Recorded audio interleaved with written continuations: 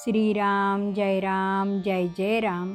सद्गुरू श्री ब्रह्मचैतन्य गोंदावलेकर महाराज यांची प्रवचने म्हणजे जणू वेदमंत्रच. श्री महाराजांनी प्रत्येक दिवसाच्या प्रवचनाबरोबर बोधवचनही सांगितले आहे. या बोधवचनांचा विस्तार एक तत्वनाम या पुस्तकात लीलया स्पष्ट केला आहे. लेखक आहेत रामभक्त श्री रंभ कुलकर्णी. या श्री रामनाम मंत्रित पुस्तकातील आजच्या बोधवचनाचे अभिवाचन मी डॉक्टर सौ शिल्पा कुलकर्णी तुम्हा सर्व भक्तांना सादर नमस्कार करून करीत आहे. आज दिनांक 15 नोव्हेंबर. आजचे बोधवचन. संकट आले तर काळजी करू नये. भगवंत करतो ते आपल्या हिताचे करतो ही दृष्टी असावी. श्रीराम. जे पेरावे ते उगवते. वांग्याच्या रोपाला हापूसचे आंबे लागणार नाहीत.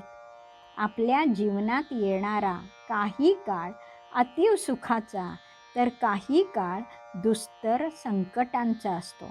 आपण पेरलेल्या कर्मबीजाचे ते फळ असते. पूर्वकर्माचे फळ भोगण्यासाठीच जन्म असतो. फळ भोगलेच पाहिजे. प्रवास सुरू असताना वाटेत नदीकाठी हिरव्यागार फळबागा लागतील, पण कधी कधी काट्याकुट्यांचे ओसाळ रानमाळही लागेल. कुठेही न थांबता मार्गक्रमण करत चालत राहिलो तर इष्ट तो मुक्काम गाठता येतो. पण मानवी मन असे आहे की पुण्यकर्म न पेरता त्याला पुण्याचे फळ हवे असते आणि पापकर्म पेरायला आवडते, पण त्याचे फळ भोगायला आवडत नाही. पापकर्माचे संकट उभे राहिले की ते टाळण्यासाठी तो भगवंताकडे धाव घेतो. कर्माचा सिद्धांत असा आहे की भगवंतही त्याविरुद्ध जात नाही. अभिमन्यूचा मृत्यू भगवंतासमोरच झाला. म्हणून संकटांची काळजी करू नये. ते कर्ज आहे. हप्त्या हप्त्याने ते आनंदाने फेडावे. त्यामुळे आपला भार हलका होतो. भगवंतावरची निष्ठा अभंग राखावी. सुखाच्या किंवा दुःखाच्या प्रसंगी त्याचे अनुसंधान ठेवावे. म्हणजे भगवंतच ते फळ भोगायला मदत करतो. कोणत्याही संकटात भगवंत मागे पुढे आहे ही दृढ श्रद्धा ठेवली तर तो बळ देतो. भगवंताचे स्मरण हे मुख्य. कुंती ही भगवंताची आत्या. विशदः संतु नः शाश्वत. म्हणजे आमच्यावर नेहमी संकटे येवोत अशी तिने कृष्णाजवळ मागणी केली. कारण संकट समयीच ईश्वर आठवतो.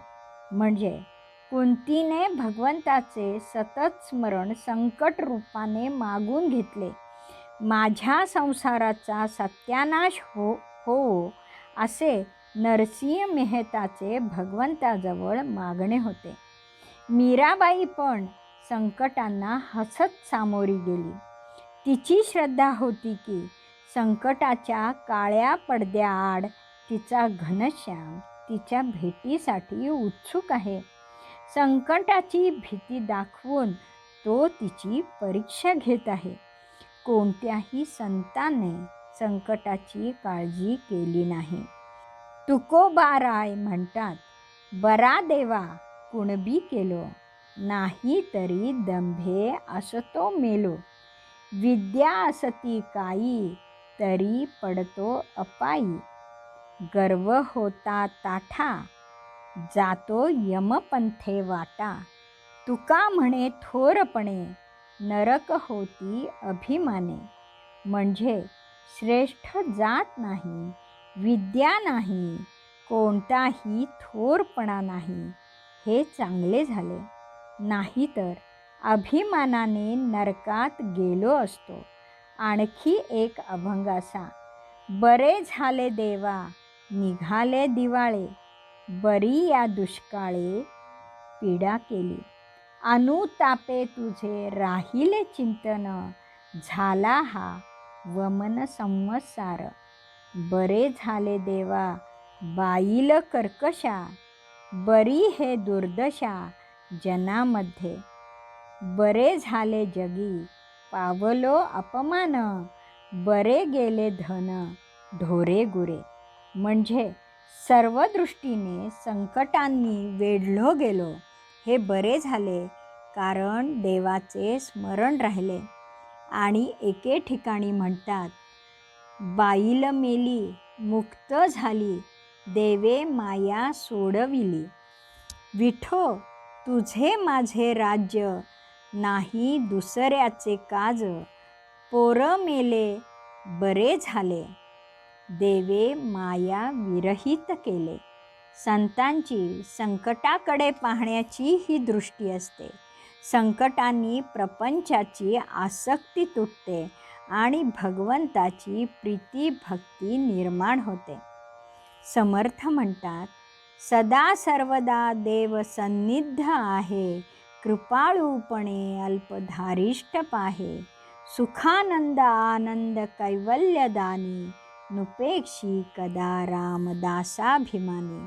म्हणजे देव निकट आहे, तो दयाळूपणे आपल्या धैर्याची कसोटी पाहतो.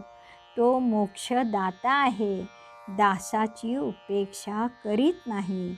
म्हणून संकट आले तर काळजी करू नये.